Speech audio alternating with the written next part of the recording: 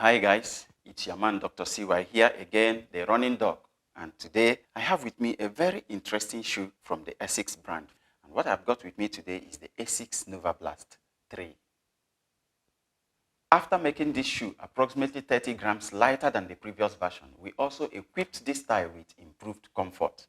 Now this is how Asics described this shoe in their website. And of course, I always like to take them up on their promises. So when I hit the shoe on the road, how much of that promise was delivered in this version? I ran in the Novablast 2 and I loved it. I thought it was one of the best daily trainers of 2021. And this is even better. I have had this third version for about 2 months now, and I've put about 80 kilometers in these shoes. Of course, I've got lots of other shoes that I'm rotating and also testing. After having this shoe for about 2 months and putting quite significant distance in them, I am confident to tell you that this is one of those shoes where a newer version is indeed an upgrade. Lots of improvements over the Novablast 2, which we will also highlight as we go on. Now, if you look at these shoes, you will see that this shoe has a gentle heel bevel and a rocker geometry in the forefoot. This is a technology that running shoemakers are using these days. And of course, after running in a shoe with a rocker geometry, when you run in a flat shoe again, you will notice the difference, because this technology really does work. This heel bevel and the rocker geometry in the forefoot, it's smooth transition from landing to toe off, making your run much easier. So there's also mild flexibility to the midsole of these shoes. I couldn't get the exact full stack height of these shoes from the Asics website, but what they quoted that the midsole has a thickness of 31 millimeters in the heel and 23 millimeters in the forefoot, excluding the outsole and the insole. When you add the outsole and the insole, the stack height of this should be in the higher 30s. It has an 8 millimeter heel to toe drop, and when you hit the road, it really does work. The weight is another place where Asics did a very great thing in the upgrade to these shoes. They increased the midsole thickness by 3 millimeters, yet these shoes got a whopping 30 grams lighter than the previous version.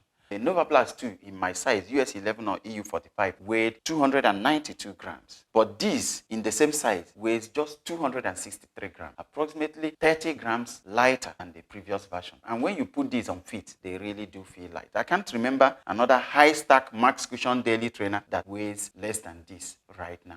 If you compare it to so many other daily trainers with stack height of over 30 millimeters, most of them are in the ranges of 290 to above 300 grams. Just to give you a few examples, the New Balance Fresh Foam 1080 V12 weighs 326 grams in the same size. Nike React Miler 3 weighs 312 grams. Even the Pegasus 39, which doesn't have stack height up to this, weighs 285 grams, and that is also considered among the lighter daily trainers. I got these shoes for 557 Saudi Riyal, and that's approximately 148 US dollars. Definitely not a cheap shoe. The usual price for these shoes is approximately 150 US dollars. I couldn't get these shoes on a discount. I had to pay full price for this one. Looking at the shoe, the quality, the finishing, and the performance, at the end, of course, we will know whether it's worth the price. I can just summarize the ride in these shoes by saying that what you get from this is just a max cushioned bouncy ride. The previous version, the Novablast 2, has the Flight Foam Blast midsole. This is the Flight Foam Blast Plus. So they probably did something to this midsole, make it bouncier and lighter. The Flight Foam Blast Plus midsole offers excellent cushioning to these shoes. The shoe feels bouncy underfoot, especially in the forefoot area where it matters most. As you take off, you just feel that pop from these shoes. This is another area of improvement over the second version. Everything gives a nice, smooth, comfortable, and snappy ride. The lightweight and bounce makes picking up the pace in these shoes very easy. At the end of 12-kilometer run in these shoes, my feet felt very good. How comfortable are these shoes? They need no braking period at all. They are comfortable, they are bouncy at less up of the new shoes. However, it probably did improve over time, because the more I run in it, the more I love it. They feel very soft and comfortable underfoot. The insole is removable, soft, and cradles the heel. If you look at the kind of cup it has on the heel region, nicely cradles the heel and gives a very nice feel to these shoes. I put these through several paces, fast, slow, as well as forefoot and heel striking.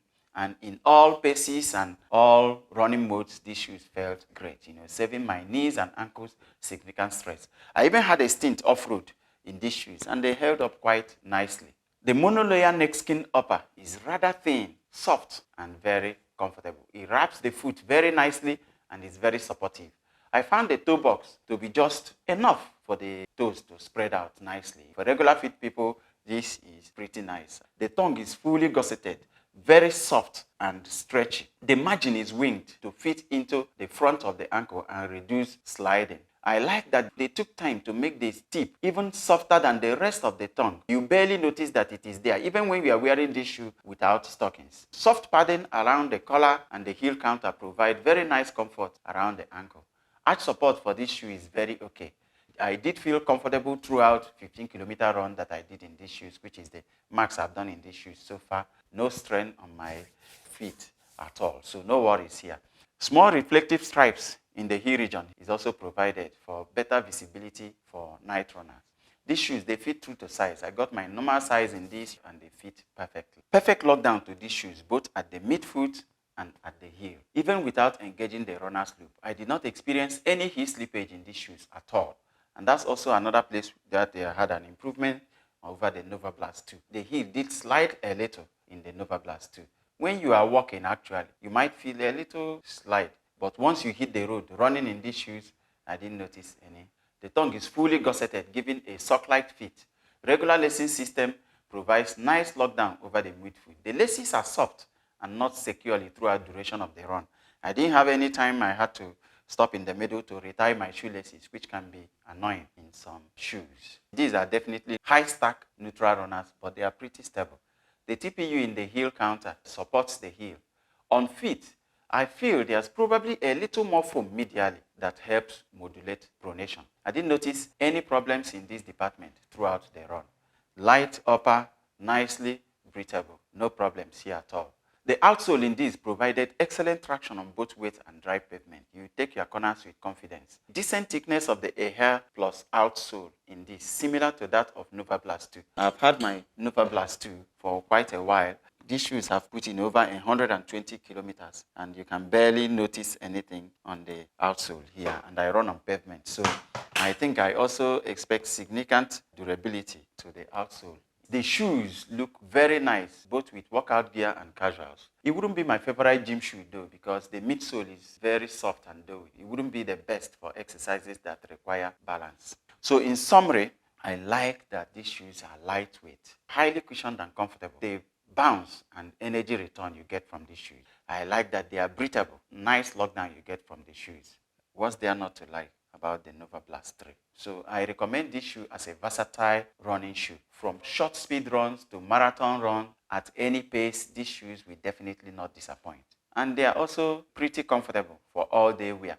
In summary, I think this shoe is easily one of the best running shoes in the market right now, considering the price, the performance.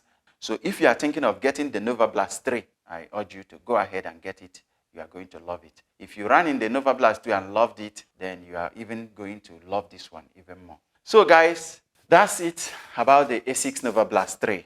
I urge you once again, like the video, subscribe to the channel. Of course, we keep getting more quality content coming your way. We always like to bring you the best shoes at the best prices. Feel free to check out so many other shoes in our channel and more that are also coming up. The aim is to help people make better choices in their running shoes. You know, we love running, and of course, running shoes are a very important part of running. There are some shoes you put on your feet and you run with joy. We bring you the best shoes to help energize your run, to improve your fitness. So guys, that's it from me. Until the next video, is goodbye.